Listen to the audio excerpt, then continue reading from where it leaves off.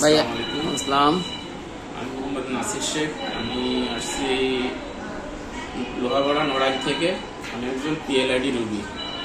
আমি দীর্ঘদিন খুব অসুস্থ ছিলাম, যার কারণে আমি উঠতে পারতাম না, বসতে পারতাম না, শুতে পারতাম না, এমনকি বাথরুমেও যেতে পারতাম না, এত অসুস্থ ছিলাম।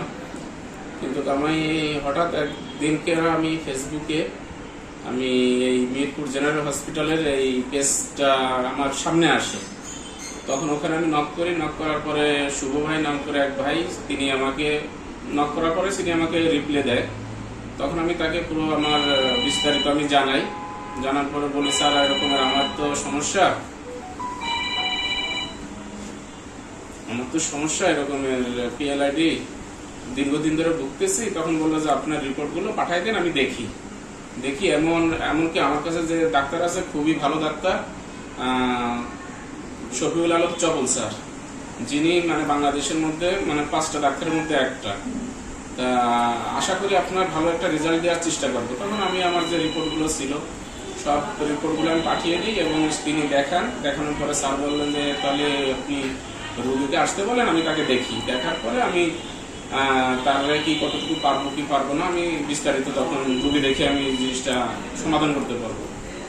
কথা বলার পরে তখন আমি আসি, আমাকে আসতে বলে যে ভাই আপনি আসেন।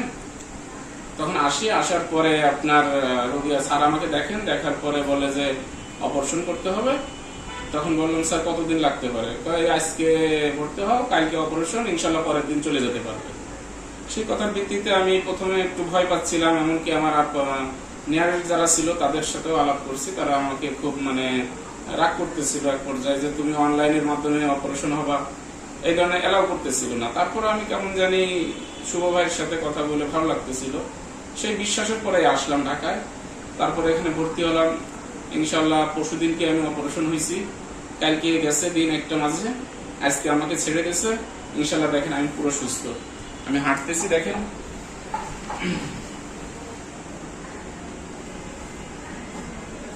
এখন আমার পায়ে কোমরে কোনো ব্যথা নেই, একদম পুরোপুরি সুস্থ ইনশাল্লাহ, আলহামদুলিল্লাহ, আল্লাহর রহমতে। আর বাকি মিরপুর জেনারেল হসপিটাল এখানে যারা ছিল তারা আসলে অমায়িক, খুবই অমায়িক। যারা সেবক এখানে সেবা দান করছেন, আয়া নার্স এমনকি ডক্টররা প্রতিনিয়তই আমার খোঁজ খবর নিছেন, আলহামদুলিল্লাহ, আল্লাহর রহমতে। আর এনাদের সেবায় আল্লাহ আমাকে মুক্ত করছে।